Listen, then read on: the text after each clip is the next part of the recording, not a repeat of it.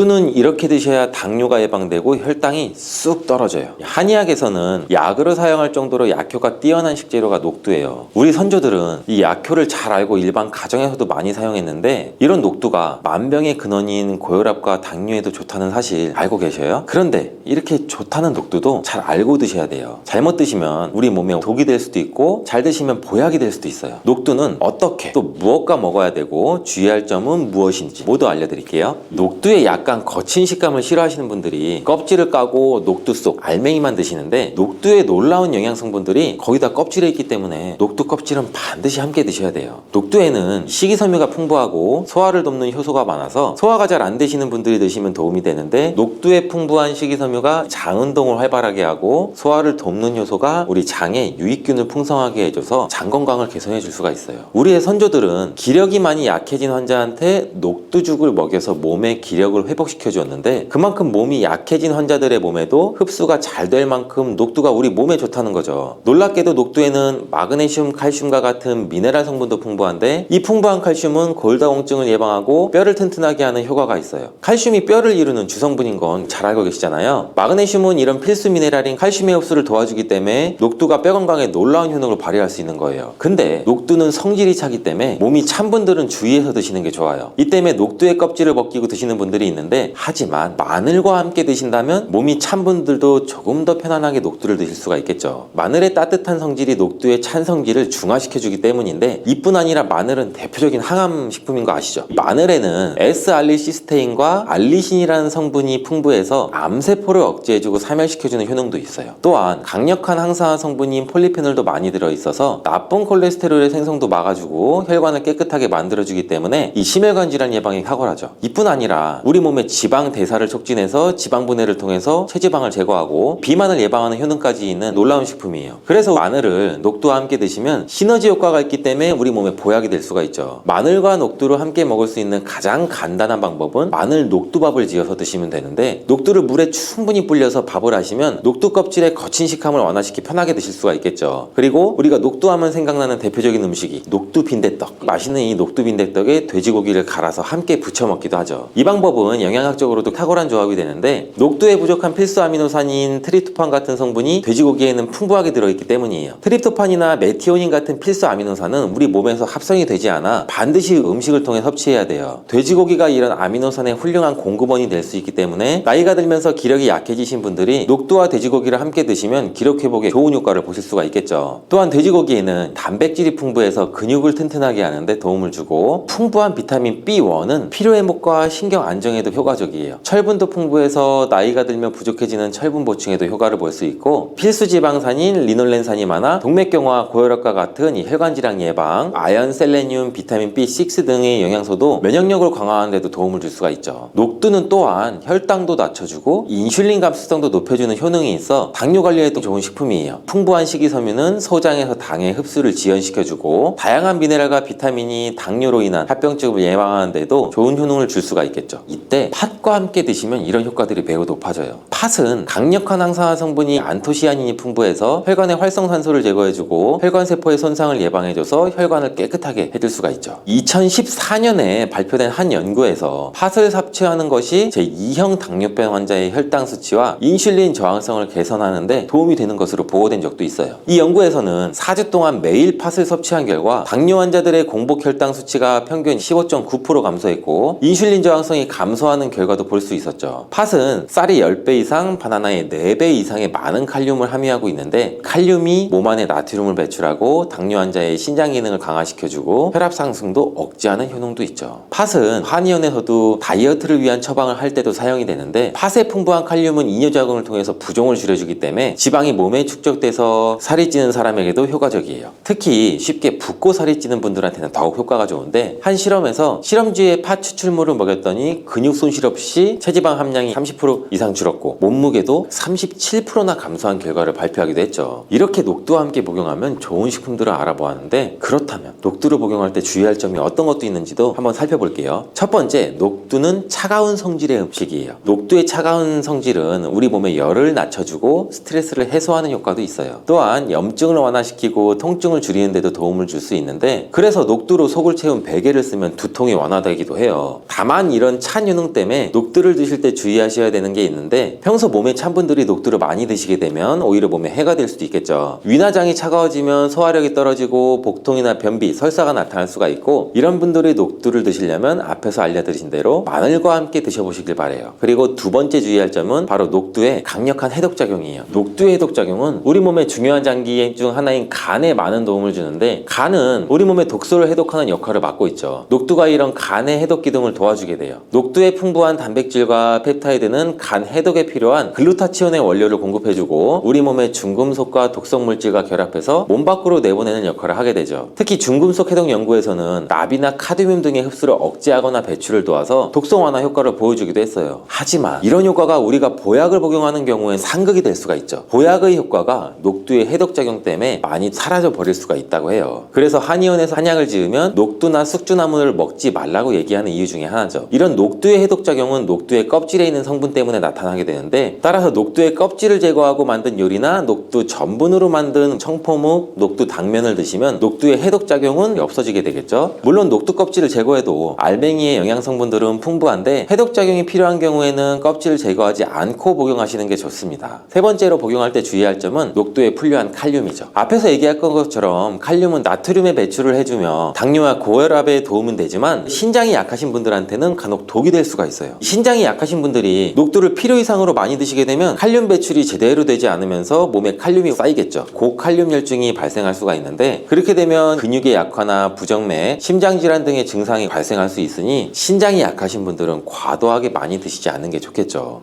요즘 수확되는 무에는 우리 몸에 좋은 영양소가 많아 건강에 보약이 돼요. 우리 식탁에 빠지지 않는 깍두기, 마박김치, 무말랭이, 치킨무, 단무지 등등 정말 여러 형태도 많이 드시는데, 인기 있는 요리 중 하나가 바로 무나물이죠. 무나물 만들 때 보통 어떻게 하세요? 들기름에 채로 썬 물을 넣고 달달 볶아서 소금으로 간하고 깨소금 넣어서 드시잖아요. 오늘은 기름을 넣지 않고 물을 볶는 방법을 한번 알려드릴게요. 그리고 바로 들기름을 언제 넣어야 되는지도 알려드릴게요. 먼저 물을 약간 두껍게 채를 썰어 주시고, 여기에 비장의 재료를 하나 더 넣어줘요. 그것은 바로 양파예요. 양파도 채를 썰어서 무와 함께 담아주고, 양파를 하나 넣게 되면 무의 해독작용이 배가 되고 단맛도 좋아지게 돼요. 이렇게 무와 양파를 담은 통에 소금으로 1시간 정도 절여주시고, 다 절여지면 무가 흐물흐물해지겠죠. 무와 양파에서 수분이 많이 빠져나와 있을 거예요. 이 수분도 버리지 말고 다 사용할 거예요. 냄비에 절여진 무와 양파를 넣고 들기름 대신 물을 한 컵 넣어줘요. 들기름은 발화점이 낮기 때문에 들기름을 넣어서 무나물을 만들게 되면 들기름의 좋은 성분인 오메가3 지방산은 다 날아가고 오히려 건강에 해로울 수 있으니, 들기름은 넣지 말고 이 방법으로 조리하시는 게 좋아요. 센 불에서 먼저 끓여준 다음에 중불로 약간 익혀주시면 되는데, 이때 물이 쫄아서 바닥에 조금 깔릴 정도 남을 때까지만 졸여주시면 돼요. 그리고 먹기 직전에 들기름을 한 스푼 넣어 드시면 고소하고 달달한 무나물을 드실 수가 있어요. 정말 간단하죠. 이렇게 물을 드시면 소화도 잘 되고 몸에 독소를 배출해주는 해독작용에도 좋은데요. 겨울무를 드시면 도대체 어떤 효능이 있을까요? 겨울무는 조직이 치밀하고 단맛이 좋고 약성이 강한 것이 특징인데, 그렇다면 그 효과를 한번 알아볼게요. 첫 번째는 기침을 멈추게 하고 가래를 물기에서 쉽게 배출될 수 있도록 도와주는 거예요. 물을 생으로 먹으면 알싸한 매운맛이 있잖아요. 바로 이 매운맛을 내는 성분이 시니그린이라는 성분이에요. 시니그린 효능이 바로 호흡기의 점막을 자극해서 점액 분비를 촉진하는 건데, 이렇게 점액이 나와 호흡기에 붙어있는 가래를 묽게 만들어서 쉽게 배출되도록 도와주는 거죠. 이뿐 아니라 점막이 호흡기 외벽을 보호해서 각종 세균이나 감기 바이러스 등등 쉽게 침투하지 못하도록 보호하는 효능도 있어요. 병원에서 처방받은 감기약과는 다르게 무는 기관지가 본연의 역할을 잘 할 수 있도록 회복시키고 유지시켜준다는 좋은 점이 있죠. 이런 효능으로 가래나 기침 등의 감기로부터 우리 몸을 보호하고 회복시킬 수 있는 거예요. 특별히 기침, 가래, 호흡기에 도움이 되도록 물을 먹는 방법을 한 가지 알려드릴게요. 그것은 물을 주스로 만들어 드시면 되는데, 무와 배를 함께 사용하시면 돼요. 겨울에 감기 걸렸을 때 배숙을 만들어 드시기도 하잖아요. 배에도 염증을 가라앉히고 기침을 멈게 하는 효능이 있는데, 이런 배와 물을 함께 드시면 이 겨울에 건조한 기관지가 촉촉해지고 기침이 줄어들고 가래를 묽게 해서 우리 몸 밖으로 배출하기도 쉬워져요. 무와 벨은 열을 내리는 효능이 있어 기관지염이나 편도선염, 후두염 등에서도 올 수 있는 열감을 완화시키는 데에도 도움을 줄 수 있어요. 만드는 방법은 무 무와 배를 1대1 비율로 함께 믹서기에 넣고 갈아주시면 되는데, 한 가지 주의할 점은 무에는 초록색 부분과 흰색 부분이 있잖아요. 흰색 부분이 매운맛이 조금 더 강하고 초록색 부분은 단맛이 조금 더 좋으니 주스를 만드실 때는 초록색 부분을 사용하시는 것을 추천드려요. 그리고 무와 배의 껍질도 꼭 함께 갈아주시는 게 좋고, 속살보다 껍질에 더 많은 플라보노이드 성분이 함유가 되어 있기 때문이에요. 배에 있는 씨만 제거하고 믹서기에 넣고 갈아주시고 그대로 마셔도 되는데, 이대로는 너무 걸쭉해서 마시기 힘든 분들은 면포에 걸러서 드시면 좋아요. 두 번째 무의 효능은 바로 소화에 좋다는 건데, 천연 소화제 하면 떠오르는 것이 바로 무죠. 무에는 전분을 분해하는 아밀라제와 디아스타제가 풍부하고 단백질을 분해하는 효소인 프로테아제도 함유가 되어 있어 고기를 드실 때 무가 정말 좋은 음식이죠. 김장을 하고 나면 돼지고기를 삶아 수육을 만들고, 김장하고 남은 무로 양념을 더해 무김치를 만들어서 수육과 함께 드시잖아요. 이렇게 드시는 것이 무의 단백질 소화 효소인 프로테아제 덕분에 정말 좋은 음식에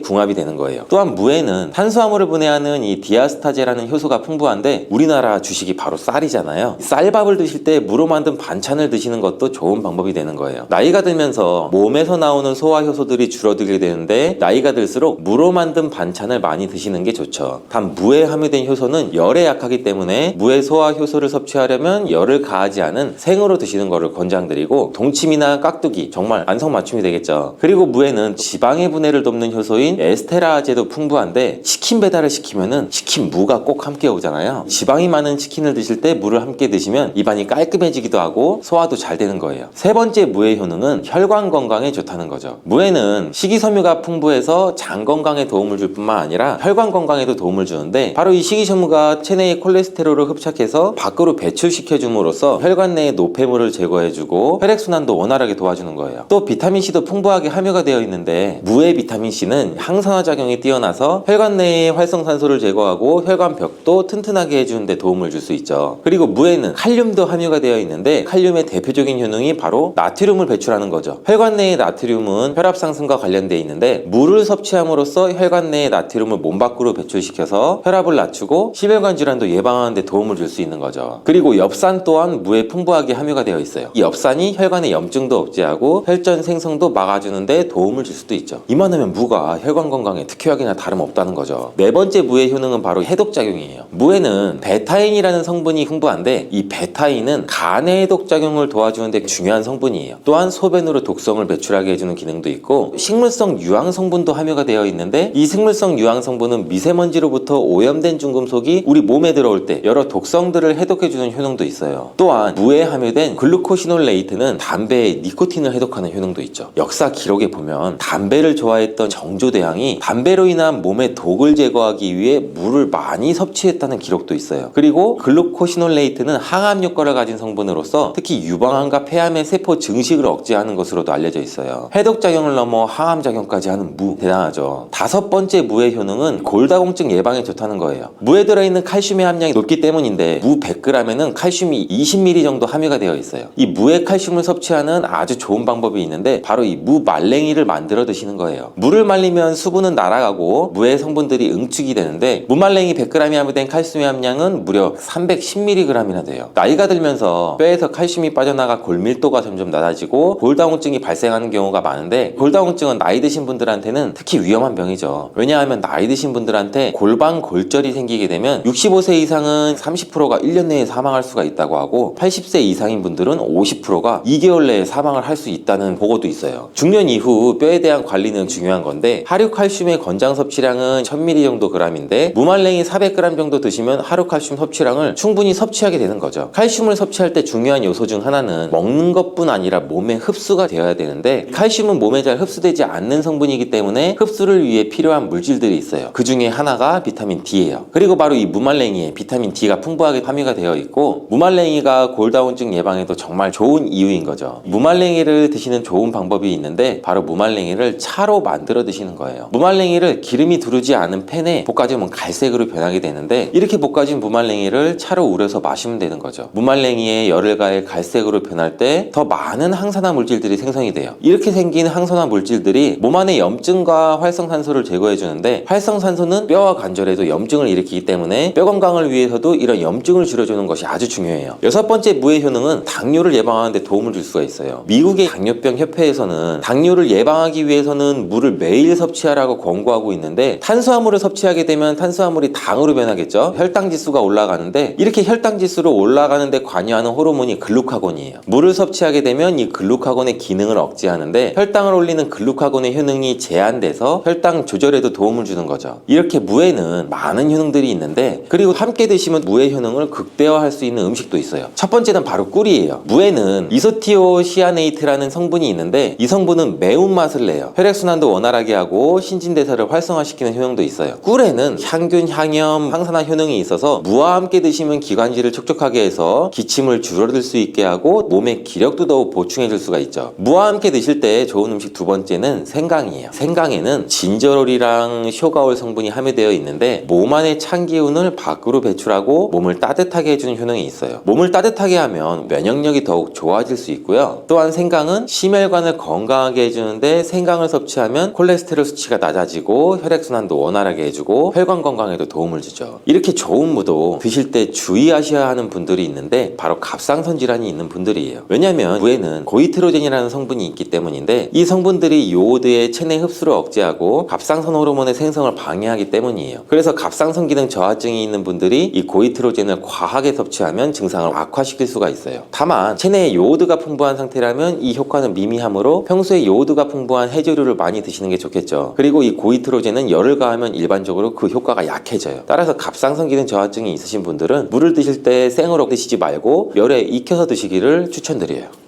쌉쌀한 맛과 향긋한 봄향이 나는 두릅은 당뇨 예방, 혈관 청소, 염증 제거, 면역력 증진, 항암 작용, 관절염 방지 등 몸에 좋은 효능이 정말 많습니다. 그런데 두릅에 대해서 10명 중에 9명은 이것을 잘 모르시더라고요. 바로 두릅을 먹는 방법에 따라서 두릅에 있는 영양 성분을 거의 흡수하지 못할 수도 있고, 오히려 건강을 해칠 수도 있다는 거예요. 그래서 두릅의 효능과 그리고 그 효능을 극대화시킬 수 있는 방법, 두릅과 함께 먹으면 좋은 음식, 두릅 요리의 특급 조리법, 먹을 때 주의할 점까지 두릅에 대한 모든 것을 알아볼게요. 봄나물을 대표하는 두릅은 특유의 쌉싸름한 맛과 향이 있어서 인기 만점인 채소죠. 두릅은 빠르면 3월 말부터 채취를 시작해서 5월까지가 제철이며, 이때 맛과 향이 가장 뛰어난 것으로 알려져 있습니다. 두릅의 종류에는 참두릅, 땅두릅, 개두릅이 있는데요. 참두릅은 두릅 나무에 달리는 새순을 채취한 것이고 가장 많이 판매되고 있는 두릅입니다. 땅두릅은 나무두릅과 달리 땅에서 난다고 해서 땅두릅인데,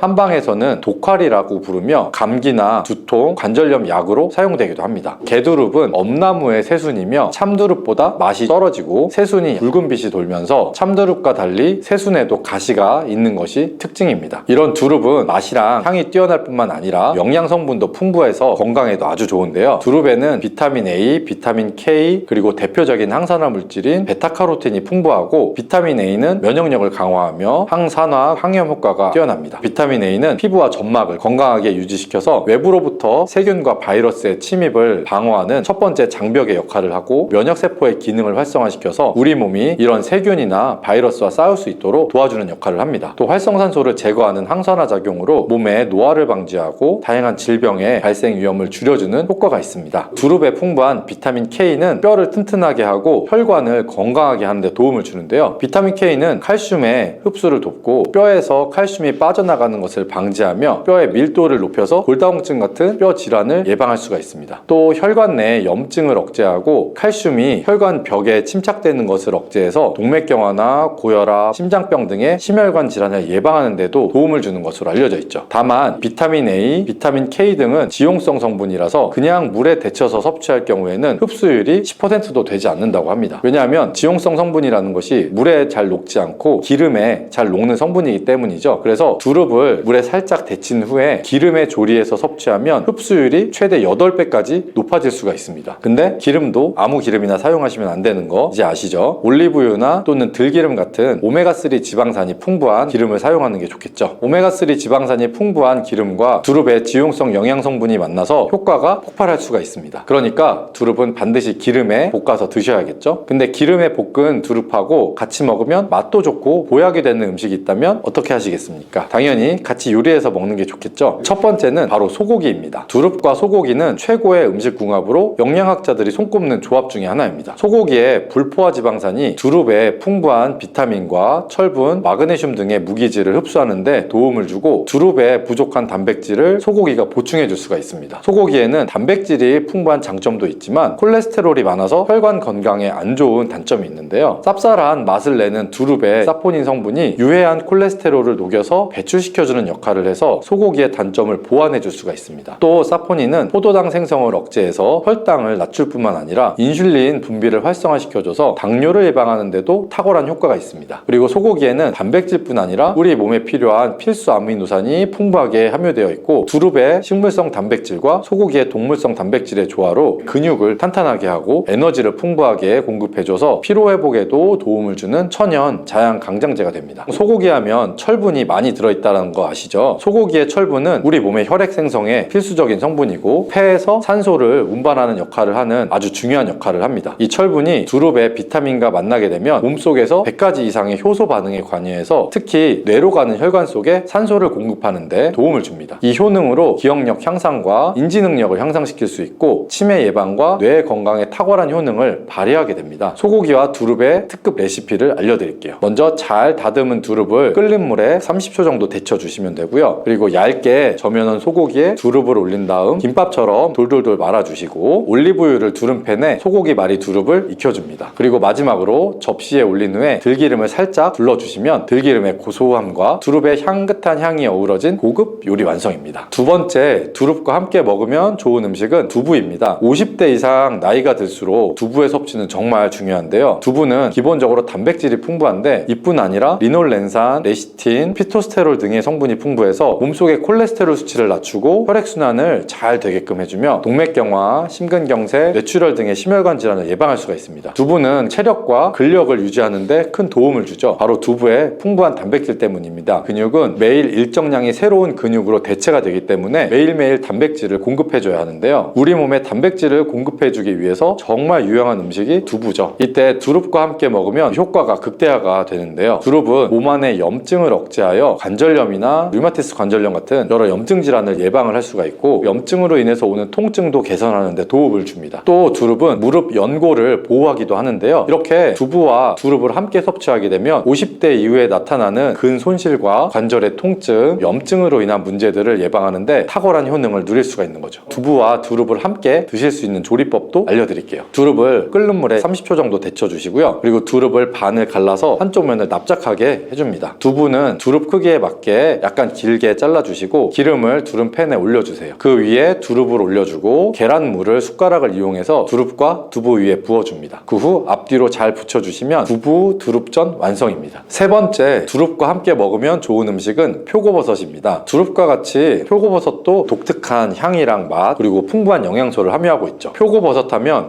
항암식품으로도 많이 알려져 있는데 두릅 또한 암 환자들의 식단에 꼭 들어가는 식재료 중에 하나입니다. 두릅에 함유된 사포닌과 셀레늄이라는 성분이 암세포의 증식을 억제하기 때문인데요. 한 연구에서 셀레늄을 꾸준히 섭취한 사람들의 암 발생 확률이 40% 이하로 나타났고 암으로 인한 사망률도 50% 이하였다는 보고가 있습니다. 표고버섯에도 항암 성분이 풍부해서 암 억제 효능이 뛰어난데요. 특히 대장암과 위암, 췌장암의 예방에 탁월한 효능을 발휘하는 것으로 알려져 있습니다. 이런 표고버섯과 두릅을 함께 섭취할 때 항암 효과가 극대화가 되며 항암 효과뿐만 아니라 콜레스테롤 수치를 낮추고 면역력을 강화하는 데에도 탁월한 효능을 발휘합니다. 두릅과 표고버섯을 함께 맛있게 드실 수 있는 특급 조리법을 알려드릴게요. 끓는 물에 30초 정도 두릅을 데쳐주시고 잘 다져주세요. 여기에 표고버섯도 채를 썰어주시고 밀가루와 계란을 함께 넣은 반죽에 잘 섞어줍니다. 이때 당근도 채를 썰어서 함께 넣어주시면 좋고요. 이렇게 만든 반죽을 올리브유를 두른 팬에 잘 붙여주면 두릅 표고버섯 전이 완성이 됩니다. 네 번째, 두릅과 함께 먹으면 좋은 음식은 초고추장입니다. 정확히는 초고추장에 들어가는 식초인데요. 데친 두릅을 초고추장에 찍어서 우리가 먹는 방법이 가장 일반적이죠. 여기서 하나 기억하실 것이 데친 두릅을 올리브유에 한 번 더 살짝 볶아서 드시면 영양 성분의 흡수율도 8배 이상 높아지고 기름으로 인해 맛과 풍미도 훨씬 좋아진다는 점 꼭 기억해 주시고요. 두릅에는 캄페롤과 퀘르세틴이라는 성분이 풍부한데요. 퀘르세틴은 양파의 풍부한 성분으로 혈관 청소부라는 별명이 있는 성분이죠. 캄페롤이라는 성분은 브로콜리에 풍부하게 함유된 강력한 항암 물질입니다. 캄페롤과 퀘르세틴이 함께 풍부한 두릅은 면역력을 강하게 해주고 염증 제거는 물론이고 혈관에 쌓이는 혈전과 콜레스테롤을 모두 제거해줘서 혈관을 아주 깨끗하게 도와줍니다. 이런 효능이 식초와 만나면 효능이 극대화가 될 수가 있는데요. 식초의 산성이 두릅의 항산화 효능을 끌어올려주고 노폐물을 배출하는데 탁월한 효능을 발휘하게 됩니다. 또한 두릅의 항산화 성분과 각종 비타민, 식초가 만나면 뇌세포의 활성을 도와주고 뇌 혈관을 깨끗하게 해줘서 뇌 신경을 건강하게 해줍니다. 그렇다면 두릅은 맛과 영양이 좋으니까 그냥 내 마음대로 먹어도 될까요? 절대 그렇지 않습니다. 두릅도 드실 때 주의할 점이 있습니다. 첫 번째는 절대 생으로 드시면 안 된다는 겁니다. 두릅은 어린 새순을 채취해서 섭취하기 때문에 부드러운 식감과 향긋한 향이 좋아서 생으로 드시는 분들이 있는데 두릅의 줄기에는 독성이 있어서 생으로 드시면 식중독을 유발할 수가 있고 소화기관에 탈이 날 수가 있습니다. 그리고 새순보다 많이 자라서 채취 시기를 지나 크게 자라게 되면 뻣뻣한 줄기에는 독성이 10배 이상 강해지기 때문에 절대로 섭취하시면 안 됩니다. 두릅을 안전하게 섭취하려면 반드시 끓는 물에 30초 정도 데치기만 해도 독성은 사라지게 됩니다. 두 번째는 와파린 계열의 혈전 용해제를 드시는 분들이 두릅 섭취할 때 주의하셔야 합니다. 이런 혈전 용해제는 우리 몸의 혈액을 묽게 만들어주고 혈관 속의 혈전을 녹여주는 역할을 하죠. 그런데 두릅에는 비타민 K가 풍부하다고 했죠. 비타민 K는 혈액의 응고작용에 도움을 주는 역할을 하기 때문에 혈전 용해제 효과를 약화시키게 됩니다. 그래서 약을 복용하시는 분들이라면 두릅을 드시면 2시간 정도 후에 약을 복용하시고 과도하게 드시지 않도록 주의하셔야 합니다. 세 번째, 두릅을 드실 때 주의할 사항은 통풍이 있는 분들입니다. 통풍이란 간단히 말씀드리면 단백질이 분해될 때 퓨린이란 성분이 생성이 되는데 이 퓨린이 몸 밖으로 배출되지 않고 몸속에 남아서 뾰족한 결정을 이루게 되는데 관절을 자극해서 망가뜨리고 극심한 통증을 유발하면서 심하면 관절의 변형도 일으키는 질병입니다. 두릅에는 퓨린 성분이 풍부하기 때문에 통풍이 있는 분들은 적당히 드시는 것을 추천해 드립니다.